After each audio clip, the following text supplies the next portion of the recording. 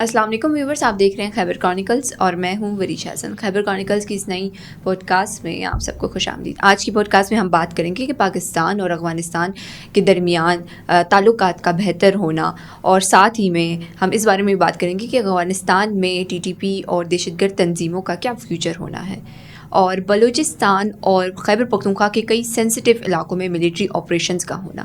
اس بارے میں ہم بات کریں گے۔ ہمارے ساتھ موجود ہیں ہمارے معزز مہمان فدا عدیل صاحب، جو کہ سینئر صحافی اور تجزیہ نگار ہیں۔ السلام علیکم سر۔ وعلیکم السلام۔ کیسے ہیں آپ؟ اللہ کو فضل۔ بہت شکریہ سر ہمیں اپنا قیمتی وقت دینے کے لیے۔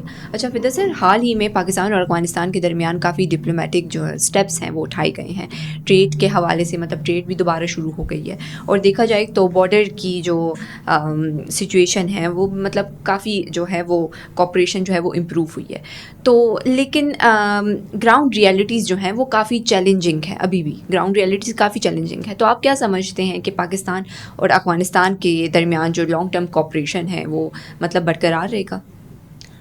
بہت شکریہ ورشا۔ ایک تو ہم جب بہت زیادہ ایک اچھی تبدیلی دیکھتے ہیں پاک افغان تعلقات میں، اور پھر اس تناظر میں کہ پاکستان اور ہندوستان کی کشیدگی تھی، اور ہندوستان کو بہت زیادہ ضرورت تھی افغانستان کی طرف سے ہر قسم کی سپورٹ کی، وہ سپورٹ پھر ہم نے دیکھا کہ بہت جلد وہ سلسلہ رک گیا۔ پاکستان کی طرف جھکاؤ بہت زیادہ ہو گیا افغانستان، اس میں چین کا کردار ہے۔ آپ کو پتہ ہے کہ جب چین کے نمائندہ خصوصی، پاکستان کے نمائندہ خصوصی برائے افغانستان یہ ملے افغانستان کے اندر، کابل میں ان کی اہم ملاقاتیں ہوئیں، اور پھر اگلے مرحلے میں ہم نے بیجنگ میں دیکھا کہ تینوں ممالک کے وزرائے خارجہ نے آپس میں ملاقات کی، اور اس میں یہ صرف ملاقات نہیں تھی، یہ نہیں تھا کہ جی اس میں صرف جو ہے وہ چائے پی گئی اور ایک دوسرے سے مزاج پرسی کی گئی، اس میں بہت ساری اہم باتیں ہوئی ہیں۔ بالکل۔ اور وہ اہم باتیں جو ہیں یہ ایک تو وقت کا تقاضا، اور پھر یہ جو افغانستان کی صورتحال ہے، معاشی صورتحال آپ دیکھیں، وہاں کی حکومت جو ہے وہ اپنے پاؤں پہ آپ کہہ سکتے ہیں کہ کڑی نہیں ہے، کیونکہ ان کو بہت زیادہ مالی مشکلات ہیں۔ دنیا کے کسی بھی ملک نے افغانستان کی حکومت کو، طالبان کی حکومت کو باقاعدہ طور پر تسلیم نہیں کیا۔ یہ ان کی ضرورت ہے، ان کو ترقی کی ضرورت ہے، ڈیولپمنٹ کی ضرورت ہے، وہاں پہ سرمایہ کاری کی ان کو ضرورت ہے، اور ان کو پتہ چل گیا، اور پاک بھارت جو کشیدگی ہے اس تناظر میں بھی ان کو پتہ چل گیا کہ اگر اس خطے میں کوئی مددگار ثابت ہو سکتا ہے تو وہ فطری طور پر پاکستان ہو سکتا ہے اور چین ہو سکتا ہے۔ چین دنیا کی ایک بہت بڑی اقتصادی طاقت ہے، نہ صرف یہ کہ اس خطے کی، اور پھر آپ پاکستان کی جغرافیائی اہمیت دیکھیں، یہی جغرافیائی اہمیت افغانستان کی بھی ہے، لیکن پاکستان کے اندر ایک منظم، ایک ڈسپلنڈ نظام موجود ہے، یہاں پہ ایک دفاعی قوت موجود ہے پاکستان فوج کی شکل میں، اور پھر ایک ابھرتی ہوئی معیشت ہے۔ دنیا بھر کے جو مالیاتی ادارے ہیں، آئی ایم ایف سمیت، ان کا اعتراف سامنے آ رہا ہے کہ بہت حد تک یہاں پہ ہم نے دیکھا ہے کہ معاشی اصلاحات کی ہیں حکومت نے، اور اس کے بہت اچھے اثرات سامنے آ رہے ہیں۔ اب جب آپ پاکستان اور افغانستان کے تعلقات کے حوالے سے بات کریں تو بہت ساری تنظیمیں ایسی ہیں کہ وہاں پہ انوالو ہیں، خیبر پختونخوا سے تعلق رکھنے والی اور بلوچستان سے تعلق رکھنے والی، اس میں پھر افغانستان کی سرزمین کا بار بار ذکر ہوتا ہے۔ ایسی تنظیموں کے لیے یہ بات فوری طور پر ہضم کرنا بہت زیادہ مشکل ہے کہ کیسے پاکستان اور افغان طالبان کے تعلقات جو ہیں یہ بحال ہو گئے ہیں، ٹھیک ہو گئے ہیں۔ یعنی کشیدگی تو اس حد تک تھی کہ ایک دوسرے پر حملے کا سوچا جا رہا تھا، سرحدی جو فورسز کی آپس کی جو جھڑپیں تھیں، یہ ایسی افسوسناک خبریں آتی رہی ہیں، اور پاکستان کا ایک کلیئر کٹ ایک موقف تھا کہ آپ نے پاکستان یا ٹی ٹی پی میں دونوں میں سے ایک کو چننا ہے۔ یہ بڑا واضح پیغام تھا افغان طالبان کے لیے۔ بہت ساری چیزیں حل ہوئی ہیں۔ ابتدا میں تو ہم نے یہ کہا کہ برف پگھل گئی ہے، اب بہت سارا معاملہ جو ہے یہ ظاہر ہے کہ تجارت کا تو ہے ہی ہے۔ پاکستان چاہتا ہے کہ بذریعہ افغانستان وسط ایشیا کی جو ریاستیں ہیں وہاں تک رسائی حاصل کی جائے، چین بھی یہی چاہتا ہے، اور ظاہر ہے کہ چین بھی یہ سمجھتا ہے، پاکستان بھی یہ سمجھتا ہے، اور یہ چیز افغان قیادت کو بھی سمجھا دی گئی ہے کہ اگر اس خطے میں امن ہوگا، یہاں پہ استحکام ہوگا تو یہاں پہ ترقی ہوگی, یہاں پہ ڈیولپمنٹل جو کام ہیں وہ ہو سکیں گے, یہاں پہ بیرونی سرمایہ کاری ہو سکے گی. اگر کوئی بیرونی سرمایہ کار ایک ایسے علاقے میں آتا ہے جہاں پہ معدنی وسائل ہیں, جہاں پہ توانائی کے منصوبے جو ہیں وہ شروع کیے جا سکتے ہیں, لیکن وہاں پہ اگر سیکیورٹی کے مسائل ہیں تو کیسے یہ کام ممکن ہے؟ سی پیک کے تناظر میں اگر آپ بات کریں, سی پیک میں شامل کیا گیا ہے افغانستان کو بھی, اور یہ بہت شروع سے یہ منصوبہ تھا, کیونکہ آپ سی پیک کا جب مغربی روپ دیکھیں تو یہاں سے لنک روڈز جو ہیں یہ افغان سرحد تک لے جانے کا منصوبہ ہے. بہت ساری سڑکیں جو ہیں یہ مکمل بھی کی جا چکی ہیں. تو اس کا مقصد یہی ہے کہ افغانستان کی سرزمین ہم نے استعمال کرنی ہے ترقی کے لیے, اور ظاہر ہے کہ اس میں صرف چین اور پاکستان کا فائدہ نہیں ہے, بالکل اس میں یکساں فائدہ ہے افغانستان کا بھی, افغانستان کے لوگوں کا بھی. اس لیے پاکستان چاہتا ہے کہ ایک تو باعزت طریقے سے باوقار انداز میں افغانوں کو واپس بھیجا جائے تاکہ وہ اپنے ملک کی ترقی میں اپنا کردار ادا کریں.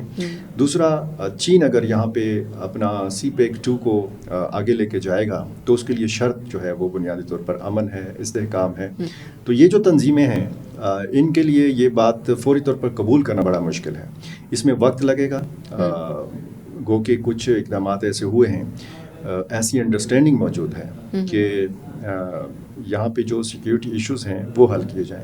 افغانستان کی سرزمین کو پاکستان کے خلاف استعمال نہ ہونے دیا جائے. اس میں جو افغان مختلف جو اہم عہدیدار ہیں ان کے بیانات آپ نے دیکھے ہوں گے کہ افغانستان سے باہر جا کے لڑنا یہ جہاد کے زمرے میں نہیں آتا, یہ کوئی جائز لڑائی نہیں ہے, یہ کوئی مقدس جنگ نہیں ہے جس کو جہاد کہتے ہیں. جہاد تھا اس وقت جب یہاں پہ امریکی فوج موجود تھی, نیٹو فورسز یعنی غیر ملکی افواج موجود تھیں, تو اس زمانے میں جہاد تھا. اب کوئی جواز نہیں ہے, پاکستان ایک مسلمان ملک ہے, یہاں کی فوج مسلمان ہے, یہاں کے عوام مسلمان ہیں, تو یہ پیغام ان کو دے دیا گیا ہے. اور اس میں ایک تو جو کالعدم تنظیمیں ہیں ان کے اندر بھی بہت سارا اختلاف چل رہا ہے اسی معاملات کے حوالے سے, اور پھر افغان طالبان اور پھر پاکستانی ملیٹنٹس ان کے بیچ میں بھی کچھ باتیں ایسی چل رہی ہیں کیونکہ وہ فوری طور پر یہ چیز قبول نہیں کر رہے ہیں. تو بہت سارے چیلنجز ہیں جو ابھی آنے والے دنوں میں ہم نے فیس کرنے ہیں. اچھا سر, یہ بتائیے کہ یہ آپ والی بات کہ پاکستان کافی عرصے سے افغانستان کی اتھارٹی سے یہی کہہ رہا ہے کہ آپ ہماری جو اپنی سرزمین ہے وہ ہمارے خلاف استعمال نہ کریں, تو آپ کو کیا لگتا ہے کہ مطلب طالبان جو ہے وہ ٹی ٹی پی سے کوئی مذاکرات کریں گے یا ان کے خلاف کوئی ایکشن لیں گے ٹی ٹی پی کے خلاف, کہ مطلب کوئی ڈپلومیٹک جو ہے مطلب ڈیلے, یا یہ ڈپلومیٹک ڈیلے ہے جو طالبان کر رہے ہیں؟ دیکھیں, بہت کچھ حساس معاملات ایسے ہوتے ہیں کہ جیسے میں نے شروع میں کہا کہ اس میں وقت لگے گا. اب دیکھیں رفتہ بلکہ رفتہ نہیں, بڑا تیزی کے ساتھ ہم نے دیکھا کچھ ہی ہفتوں میں پاکستان اور افغانستان کے تعلقات بہت حد تک بحال ہوئے. ناظم الامور ایک کابل میں پاکستان کے تھے, عبید الرحمان نظامانی, اور یہاں پہ افغانستان کے ناظم الامور سردار احمد شکیب, ٹھیک ہے. تو ان کو سفیر کا درجہ دینا, یعنی پاکستان اور افغانستان کا سفیر کے لیول تک اپنا جو سفارتی جو ڈپلومیٹک تعلقات ہیں ان کو اپ گریڈ کرنا, یہ ایک بہت بڑی پیش رفت ہے.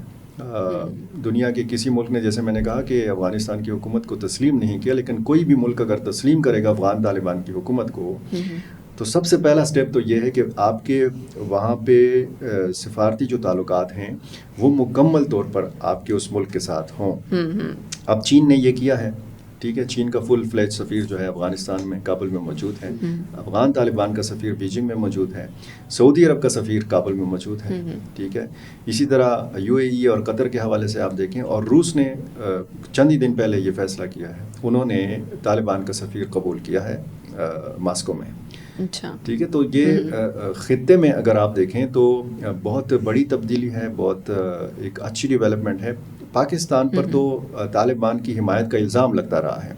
پاکستان تو بطور وکیل دنیا بھر میں طالبان کا کیس پیش کرتا رہا ہے. پاکستان تو یہ دنیا کو بتاتا رہا ہے کہ اب جو ہے افغانستان کے جو طالبان ہیں یہ ایک حقیقت ہیں, ان کو تسلیم کیا جانا چاہیے, ان کے ساتھ تعاون ہونا چاہیے. آپ افغانستان کو, آپ افغان عوام کو صرف اس بنیاد پہ نہیں چھوڑ سکتے کہ وہاں پہ بنیادی انسانی حقوق کی خلاف ورزی ہوتی ہے, وہاں پہ لڑکیوں کی تعلیم پہ پابندی ہے, یہ جو میں کہہ رہا ہوں نا کہ دنیا کے کسی بھی ملک نے تسلیم نہیں ہے کہ اس میں مختلف رکاوٹیں ہیں ابھی بھی موجود ہیں.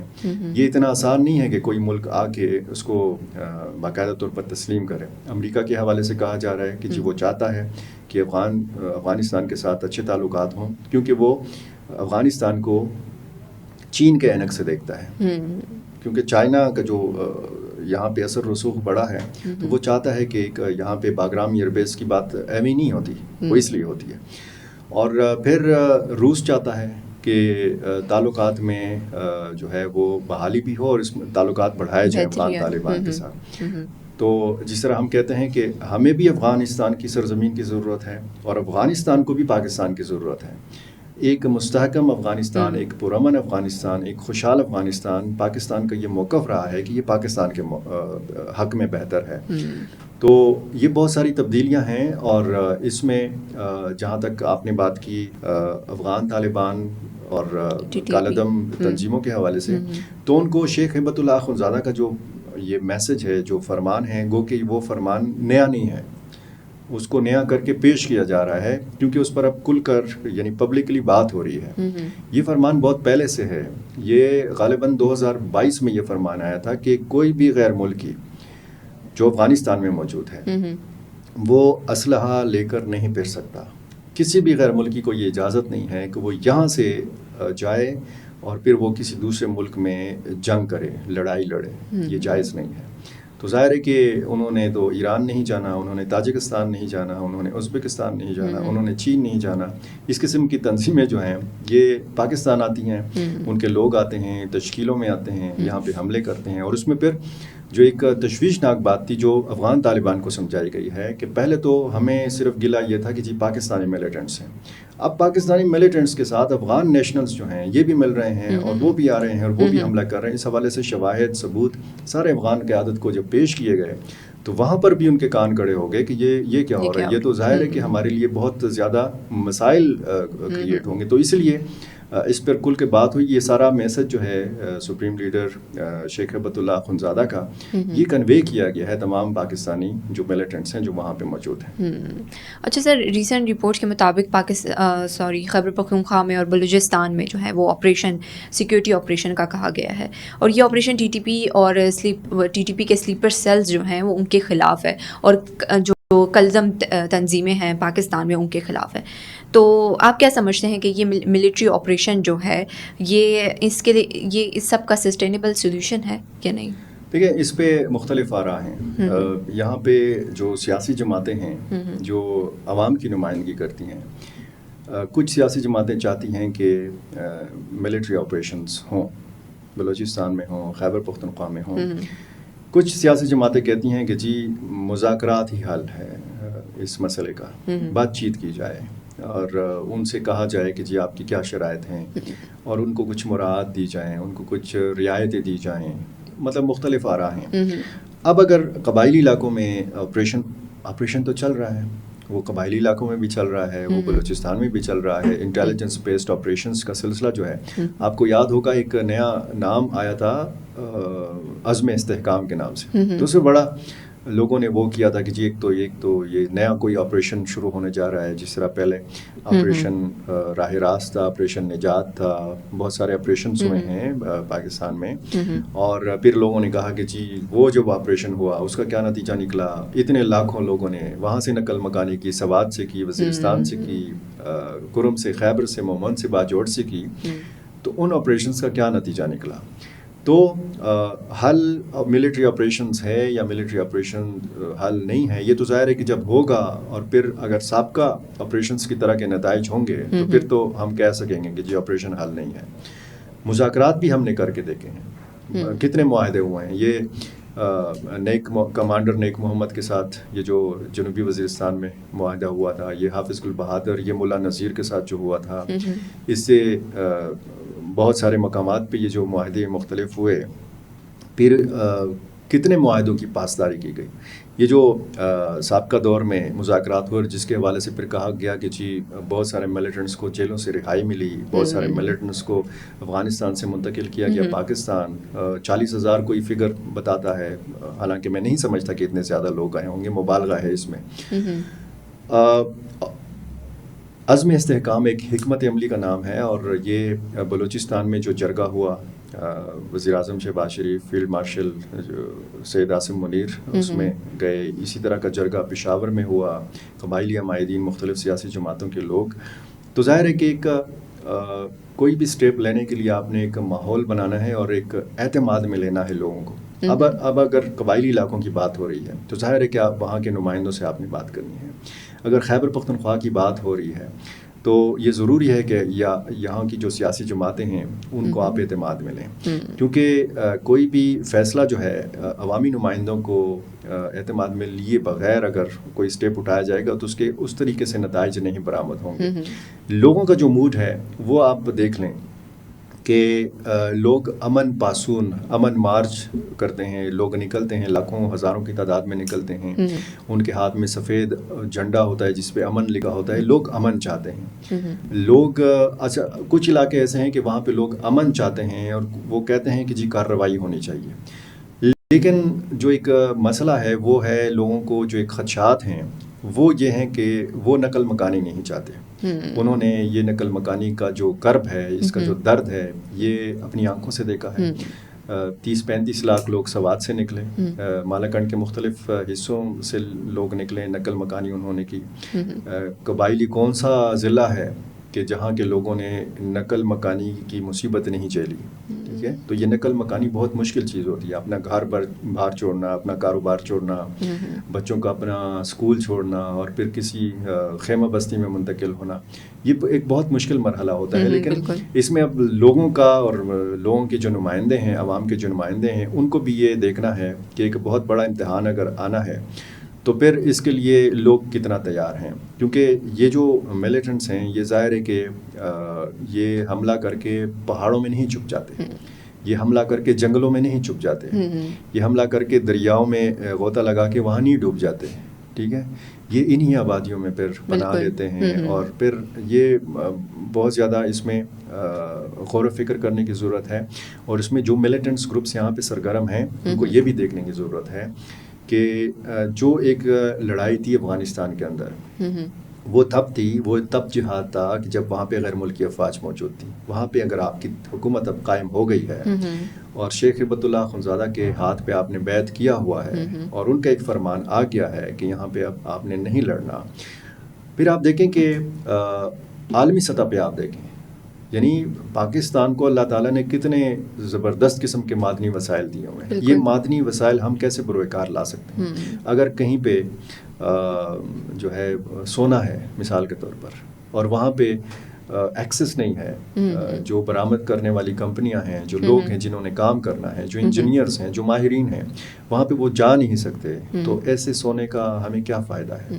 یہ سونا ہم نے نکالنا ہے، یہ معدنیات، یہ معدنی وسائل ہم نے نکالنے ہیں اور ان کو اپنے بچوں کی تعلیم پہ لگانا ہے، اپنے بچوں کے بہتر مستقبل پہ لگانا ہے. اور یہ تب ممکن ہے کہ جب تھوڑا بہت ہمارے اندر شعور آئے گا. پشتو میں کہتے ہیں کہ زماں لو یا گناہ دادا چی جاہل یم. یہ جہالت جو ہے نا یہ ہماری سب سے بڑی دشمن ہے. تعلیم کا نہ ہونا، روزگار کا نہ ہونا، ہاتھ میں ہنر کا نہ ہونا، تو ظاہر ہے کہ قبائلی نوجوان کے ہاتھ میں جب بندوق پکڑائی جائے گی، اس کو ماہانہ 20-25 ہزار روپے دیے جائیں گے، ایک موٹر سائیکل حوالے کی جائے گی اور اس کو یہ کہا جائے گا کہ جی فلاں علاقے کے آپ جو ہیں وہ تھانے دار ہیں، تو پھر ظاہر ہے کہ ایک اس طرح کی صورتحال ہے. اور یہ ظاہری بات ہے، مطلب کچھ باتیں ایسی ہیں کہ میں شاید کھل کے نہ بتا سکوں، لیکن ان علاقوں کی تقریباً مجموعی یہی صورتحال ہے. ٹھیک ہے سر، بہت بہت شکریہ اپنی قیمتی وقت کا، اپنی قیمتی رائے کا. یہیں پہ ہماری پوڈ کاسٹ کا اختتام ہوتا ہے. اپنی رائے کا کامنٹ سیکشن پہ اظہار ضرور کیجیے. ملتے ہیں اگلی پوڈ کاسٹ میں نئے مہمان کے ساتھ، نئے سوالات کے ساتھ. تب تک کے لیے اللہ حافظ.